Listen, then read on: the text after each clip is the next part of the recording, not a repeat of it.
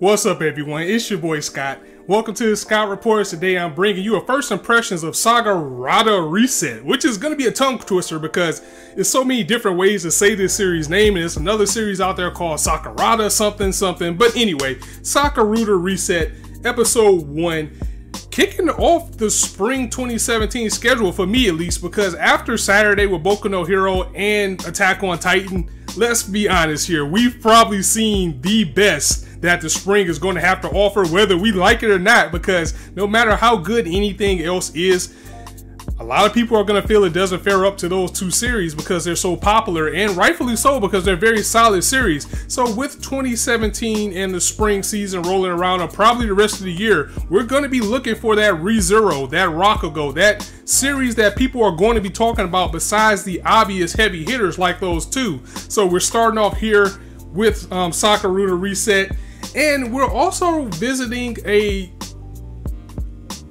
story that we've seen before many times, especially with last year. I mean, just last year alone with time travel, which this series deals with, or some type of manipulation. We already had Erased, we had Orange, we had ReZero, and even JoJo's Bizarre Adventure had time manipulation in it. So this series in particular is just taking time travel, time manipulation, however you want to call it, and put a new coat of paint on it, pronounce it to the world, and let's see if it's any different, because it's always those little differences that set all this apart. So how does Sagrada Reset fare out? And already I've screwed up the name by calling it Sagrada instead of Sagrada, or whatever the hell it's called. I even think it was called Sagrada Reset at one point. Anyway, this series is also done by David Productions, who also done JoJo's Bizarre Adventure. So at least production-wise, we know this is going to be a solid series because they did that. They did Planetarium, which I have not watched myself, but I heard decent things about it. So they already have that credibility to come in and go in with the production value that it has. And one thing that is kind of irritating about this is that this series is licensed by Amazon's anime strike service. So that's another service people are going to have to get in order to watch this series, unless you watch it by other means, and I'm not getting another service. So anime strike is putting a really big hold on the anime market right now, because they just picked up about 7 out of 12 other things that I will be covering. Sucks. I know this is getting off topic, but I felt like I need to talk about that too, because they picked up Recreators, they picked up Ranger Bahamut. I mean, they just got so many things, and this series has fallen under that tree as well. So the reason why I mentioned Amazon's service on this is because that's going to affect how people feel about anime as a whole. And when you start making titles exclusive, it's going to have to be things that people are going to want to get the service for. And that happened with Kuzu no Hankai and Onihei last season, two series that people felt very differently about, and I think a lot of people felt that it wasn't worth the price tag to get the service for these type of anime. And I think that is why Amazon Strike decided to go so hard on getting all these licenses. They got Ranger Bahamut, for Christ's sake. I mean, everybody was waiting on that. Now Amazon has this service. So Sagrada Reset being under that tree of one of the things that everybody was waiting on, that's going to kind of put a hamper on how people feel about it, because now it's going to be harder for people to actually watch it. So it's already got one foot in the grave with that. So what type of time travel story do we have this time? I mean, seriously, the name of this series is going to kill me. So this series takes place in a small town called Sagrada, where 50% of the population has some type of ability. And if you leave, it was hinted in this series, or was insinuated, or even said that if you leave this city, then everybody who has that ability forgets they have the ability. So I'm not sure if that's actual facts or if it's just figure of speech, but a majority of the people have these abilities, and they use those abilities as some type of corporation by the name of I gotta look at this, because like I said, the names in this series are gonna fuck me over. The Kanrikyoku. Yeah, try saying that 5 times fast. It's this, I guess they're like a corporation or like an agency that have people who are going to try to solve crimes with their abilities. And because, of course, high school, this is where it's mostly going to take place, and they have 2 students within this school and some type of recruiter who are putting 2 people together whose abilities match them in a way of united by fate, in a way, because you have one character by the name of Misora. She actually has the ability to rewind time for up to 3 days. I know they're saying reset, but it may be a little bit of a contradiction because it's more like a rewind, because she says when she uses this ability, she actually just restructures things back into the place that it was. And she has limitations on these. I believe she said she had 3 limitations. One limitation is that she can only do it like within a 72-hour time frame. And the second condition is that she can't do it if she doesn't save. So she literally has to say save in order to save the memory within that 72-hour time frame. So what the hell, does she have a memory card within her head or something? It was just kind of weird how that works. So she has to have knowledge of what went on within the 72 hours.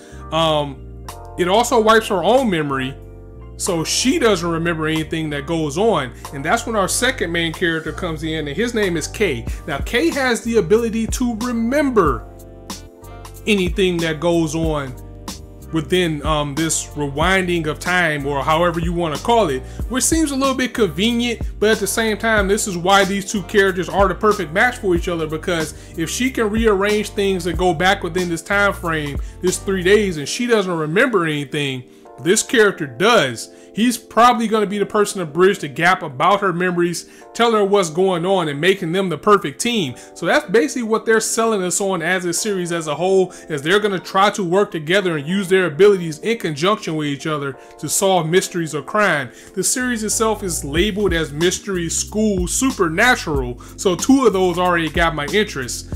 But, oh man, this episode.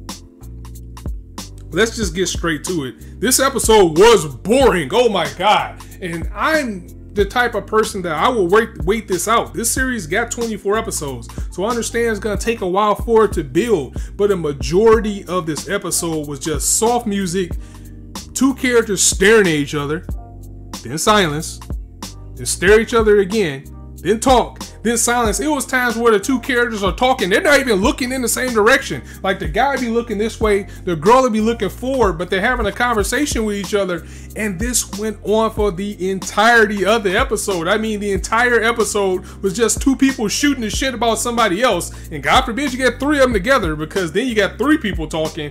And the pacing was just a very slow burn.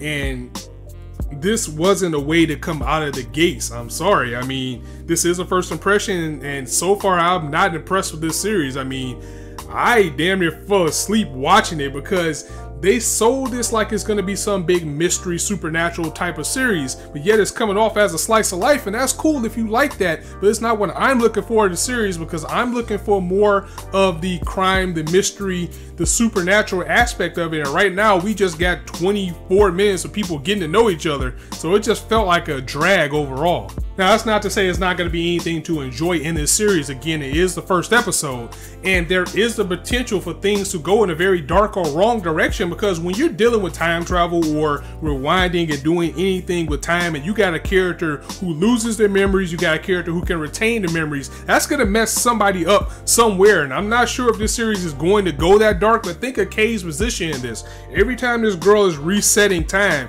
he fully remembers what's going on, so I'm pretty sure it's going to be an incident where they're going to go to try to go back and fix something, and it's not going to work. It's like no matter what they do, it's still going to mess things up, and that can mess with someone's psyche, that can mess with someone's head. So I'm going to be disappointed if this series doesn't go down that route, but that's assuming that I make it this far, because this episode, oh boy, the pacing was just bad. And another thing that made this such a drag to deal with is the main girl herself, and I forgot her name already, Misora. She is such a deadpan character. I mean, I know that's like a character type, you know, the yandere or whatever you want to call it, but one thing that irritated me is like, can she talk any lower? I mean, I know that you're watching it, you got the subtitles, but it's the voices that sell these type of things and these dramatic moments, and she was just talking so low and just so monotone that it really just threw me out of the episode, because I just didn't care about what she had to say because she was so robotic. and that's going to be bad if she's one of the main characters. Perhaps they have some type of big development for her, because they did dive into that a little bit with them trying to dive in and find out why she is the way she is. Because just like I said, with this ability and the reset time and her losing her memories and things like that, she probably has some stuff in her life that she wanted to forget, and this ability is probably conveniently working for her on that sense. But right now, I'm just looking at the character like, get her out of here. And Kay's no better. I mean, everybody that we met, even the little person that's trying to put these two together, it just didn't have that much personality, and it just made watching the episode a drag overall. And it wasn't until the end where we saw a little girl that they want to help, and they're going to try to find out why she feels that her, or maybe knows that her mother hates her or doesn't love her because she's a fake. Fortunately, we gotta wait till next week to get into that. So that's why I'm saying this series could open up now that we've got the character introductions out of the way. We could probably start getting into the mystery of it all and trying to unravel these characters, seeing them grow together, and start getting some of these mysteries that we were promised for this series. So overall, I don't like it. I gotta be completely honest with you guys. I don't like it. I felt like I wasted my time watching this episode. However, I will give it the 3-episode test, because again, it did seem like it was very interesting towards the end of the episode. I'll see where it goes next week. Hopefully it improves. These characters really need to get some more personality. It has an interesting premise, but the way that they introduced this series was so boring. And if this is what we have to look forward to, we're in for a long ride, because these people have the personality of a goldfish, and that is not what you want to start a series on something so compelling. So let me know what you guys thought of the episode in the comments below. Are you going to give it a 3-episode test? Have you dropped it already? Or are you going to give it another chance like me? I mean, I'm kind of to the point, like, if episode 2 is just like this one, then I'm just going to pull the ripcord before I even get to episode 3, which I understand isn't fair because it's 24 episodes. So again, with the story alone, I can see where it can build and get better. I'm just not seeing it right away, and I really want to put more faith into David Productions. Or maybe it isn't their fault. Maybe this is just a series that just not for me. Maybe it's just gonna move a little bit too slow, and if it does, I got a feeling it's gonna be one of those things that it's gonna be well into the second half before things start to pick up. Of course, I hope it's sooner than later for that. So if you're asking my direct suggestion, I'm gonna say skip it, or at the very least give it a 3-episode test, see how you like it, because that's what I'm doing myself. If it doesn't blow me away by episode 2 and give me more interest than I had with this one, I'm pulling a ripcord on that series. And we're just getting started. There's so many other series out there that still need to go on, so it's pretty bad to possibly be dropping something already. So that's it for me, guys. Let me know what you thought in the comments below, and if you liked the video, go ahead and drop it a like, and if you want to hear more, go ahead and hit that subscribe button. There's not a shortage of content for you guys to indulge on that channel. Speaking of that, with Amazon picking up everything, I'm not sure when I'm going to be back with a review for you guys. Well, it's Thursday, so I got Boku no Hero. I got the manga chapters coming for you guys tomorrow. Friday, at the very least, I'll have Berserk, but Rage of Bahamut is just going to have to be whenever it gets ripped. So, of course, I support legal anime, but when a big power like Amazon just comes in and snatches up all the licenses, people are going to do what they got to do. So on that note, I'm going to go ahead and get up out of here. As I always say, you guys be anywhere on YouTube right now, but you chose to listen to me. I really appreciate that, so thanks for stopping by. On that note, it's your boy Scott signing out. See you soon.